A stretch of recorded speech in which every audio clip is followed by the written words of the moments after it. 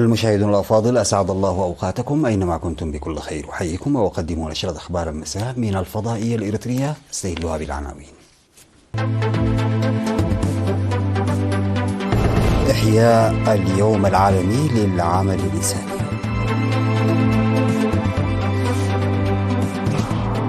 مكتب المراجعة العام ينظم دورة تدريبية إدارية لأعضائه.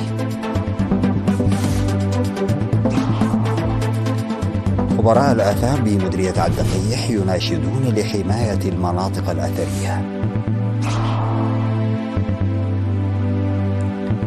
رئيس الروسي يصل إلى أذربيجان في زيارة دولة. سفينة فلبينية اصطدمت عمدا بأخرى صينية في بحر الصين الجنوبي. إجلاء آلاف السياح بسبب الحرائق في جنوب فرنسا. السلام عليكم ورحمة الله.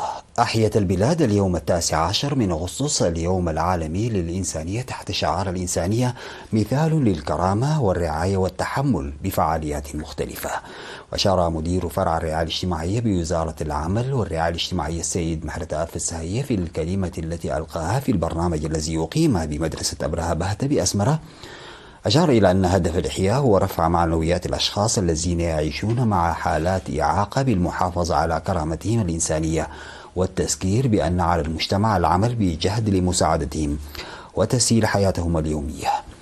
وذكر أن المجتمع الإريتري تترسخ فيه منذ القدم قيم رعاية الكرامة الإنسانية ويهتم بالعدالة في إتاحة الفرص والمعاملة بالإضافة إلى التعاون المتبادل بين المجتمع، موضحا أهمية العمل بجهد لضمان فعالية التنمية المجتمعية. من جانبها أكدت منسقة منظمات الأمم المتحدة بإريتريا السيدة نهل فالجي أن اليوم العالمي للعمل الإنساني أو اليوم العالمي للإنسانية يذكر المجتمعات بضرورة العناية وتأهيل المحتاجين وتمكينهم من العيش بكرامة، مضيفة أن إريتريا تمتلك مبادئ إنسانية يرتكز عليها العمل التنموي الذي تقوم به. وقدمت في الحفل عروض فنية قدمها طلاب مدرسة أبرهة بهتة ومعرض للصور قدمته وزارة العمل والرعاية الاجتماعية.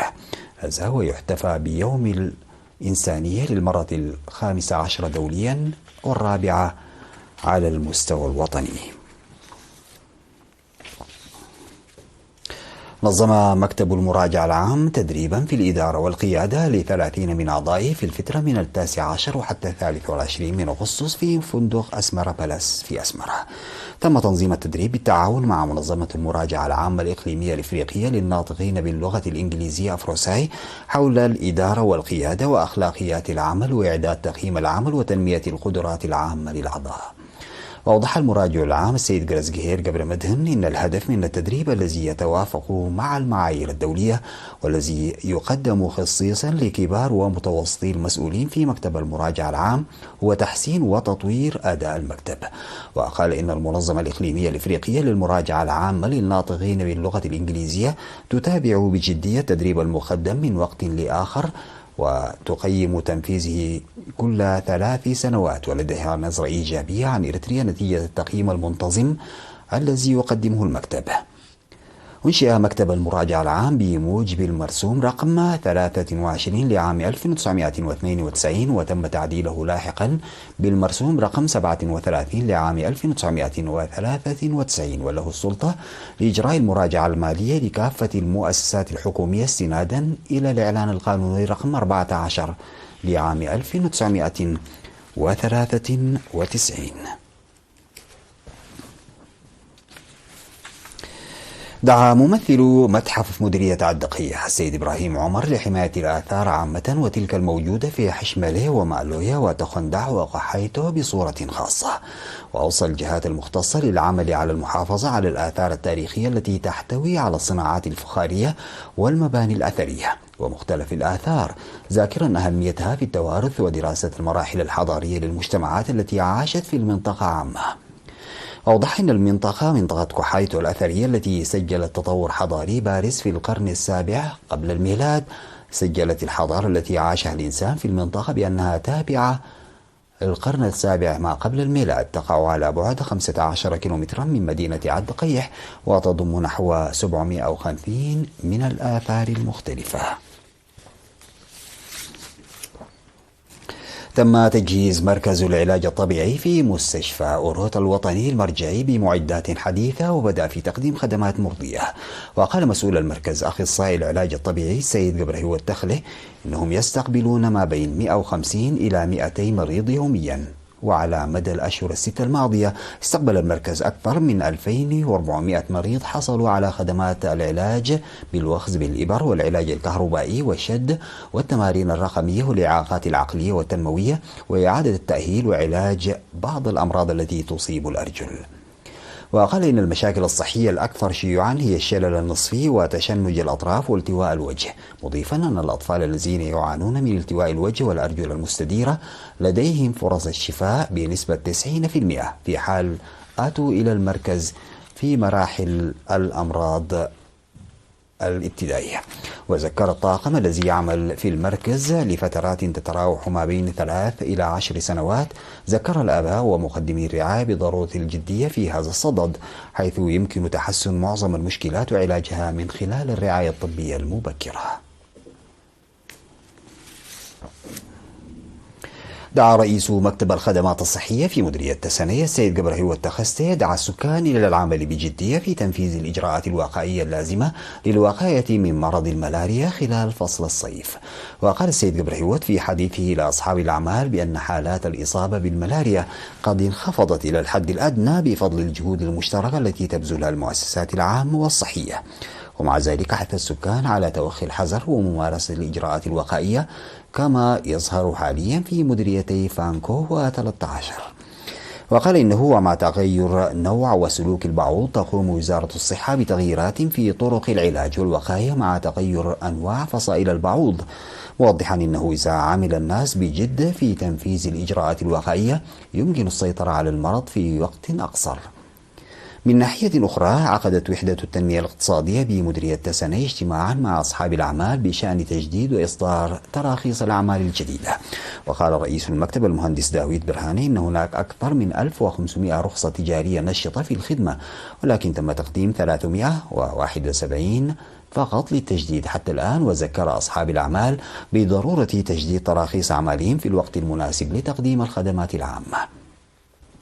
وحث مدير مديرية تسنية السيد سيوم قبر يسوس السكان على العمل مع المؤسسات الصحية للوقاية من مرض الملاريا، مذكرا مدراء الضواحي وعمد القرى للقيام برقابة صارمة على برامج نظافة البيئة. وحث المشاركون الجمهور على تعزيز مشاركتهم لأنه يمكن السيطرة على مرض الملاريا دون ترك أي أثر إذا تم القيام بعمل جاد في مجال الصرف الصحي البيئي. تمت بنجاح أنشطة تنموية في مديرية أغرداد ركزت على المحافظة على المياه والتربة بمشاركة الشعب وأعضاء قوات الدفاع وموظفي الحكومة وطلاب النفير الصيفي. وأوضح مسؤول التنمية الاقتصادية بالمديرية سيد كسته قبر يوهنس بأن الأنشطة تضمنت صيانة الحواجز وإنشاء القنوات الحوضية وتحديد المحميات والمراعي الطبيعية، بالإضافة إلى حفر الحفر لزراعة الأشجار لأعمال التخضير. وأوصى السيد كستي المجتمع بالعناية وضرورة المحافظة على ما نتج عن حملات التنموية المنفذة. بعد الفاصل سادتي يعود بالأخبار الخارجية.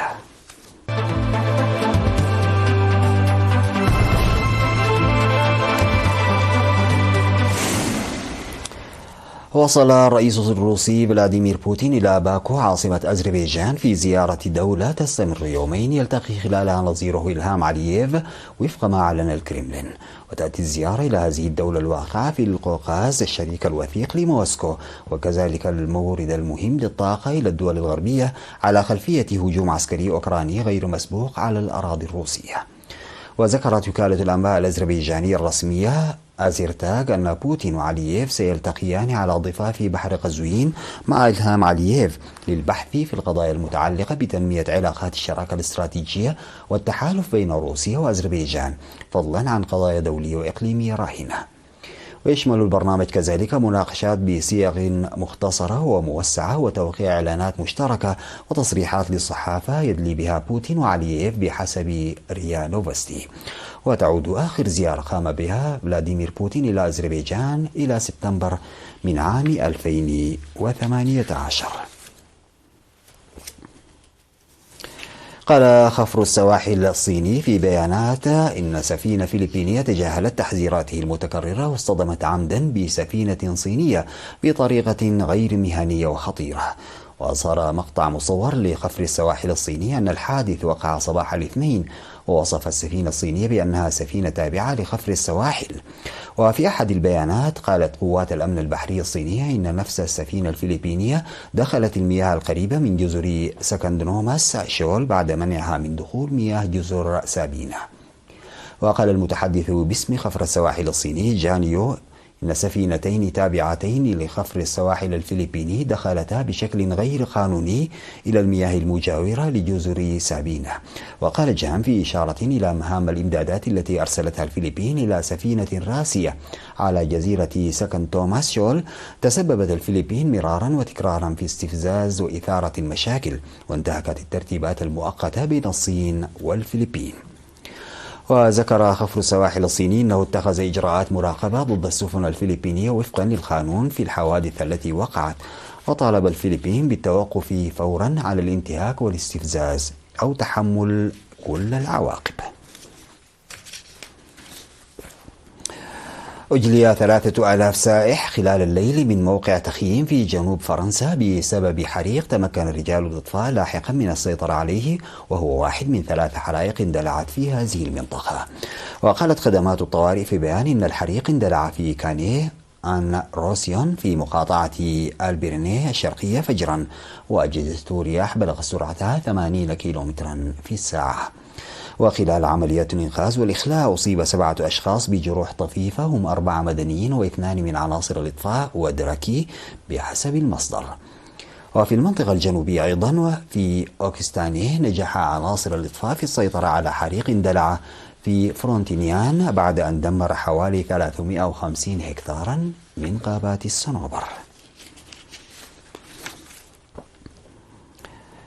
تشهد الكرة الأرضية في شهر أغسطس الجاري ظهور ما يعرف بالقمر الأزرق في ظاهرة تتكرر كل 2 أو 3 سنوات تقريبا. وللقمر الأزرق معنيان عندما يتعلق الأمر بالظواهر الشمسية، ولا يرتبط أي منهما باللون. الأول كون القمر يظهر 13 مرة مكتملا في السنة وليس 12 مرة كما العادة، والثاني هو سطوعه وظهوره بشكل أكبر من المعتاد، وهو ما يطلق عليه القمر العملاق. وتحدث الأقمار العملاقة عندما يكون مدار القمر أقرب إلى الأرض في نفس الوقت الذي يكون فيه القمر مكتملا. وسيظهر القمر الأزرق العملاق لشهر أغسطس بالكامل من الأحد إلى الأربعاء، مما يمنح عشاق علم الفلك عرضا نادرا عندما ينظرون إلى السماء. والقمر العملاق لشهر أغسطس سيكون الأول من 4 أقمار عملاقة متتالية في عام 2024 ستظهر في أغسطس وسبتمبر وأكتوبر ونوفمبر. في ختام هذه النشرة إلى حضراتكم تذكير بالعناوين. إحياء اليوم العالمي للإنسانية. مكتب المراجع العام ينظم دورة تدريبية إدارية لأعضائه. خبراء الآثار بمديرية عد قيح يناشدون لحماية المناطق الأثرية. الرئيس الروسي يصل إلى أذربيجان في زيارة دولة. سفينة فلبينية اصطدمت عمدا بأخرى صينية في بحر الصين الجنوبي.